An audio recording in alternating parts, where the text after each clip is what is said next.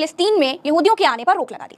इसी बीच दूसरा विश्व युद्ध भी शुरू हो गया। दूसरे विश्व युद्ध में यहूदियों के खिलाफ जमकर अत्याचार हुए, चुन चुनकर यहूदियों को मारा जाने लगा। यह अत्याचार हिटलर की नाजी सेना कर रही थी। हिटलर की नाजी सेना से बचने के लिए यहूदियों ने फिर भागना तो शुरू किया, लेकिन दुनिया के बाकी मुल्क उन्हें अपने यहाँ शरण देने से बच रहे थे। फिर जगह कहां मिली जानते हैं? फिर जगह मिली फिलिस्तीन में। जब ये सब कुछ हो रहा था तब गुपचुप तरीके से एक आलिया भट्ट नाम से एक आंदोलन भी चल रहा था। इसके जरिए यहूदियों को गुपचुप तरीके से फिलिस्तीन में बसाया जाने लगा। एक अनुमान के मुताबिक दूसरे विश्व युद्ध के आखिर तक फिलिस्तीन में यहूदियों की आबादी 30% से ज्यादा हो गई थी। अलग यहूदी राष्ट्र की मांग होने लगी। यहूदियों के लिए वैसे तो अलग देश की मांग लंबे समय से हो रही थी, लेकिन दूसरे विश्व युद्ध और नाजियों के हाथों यहूदियों के नरसंहार के बाद यह मांग और भी ज्यादा तेज हो गई। ब्रिटेन ने यहूदी और अरब प्रतिनिधियों के साथ बातचीत करके मसले को सुलझाने की पूरी कोशिश की, लेकिन बात नहीं बनी। यहूदी फिलिस्तीन को यहूदी और अरब देश में बांटने की मांग पर अड़े थे, जबकि अरब इसके खिलाफ में था। 15 मई 1947 को ब्रिटेन ने इस मामले को संयुक्त राष्ट्र की महासभा के पास भेज दिया।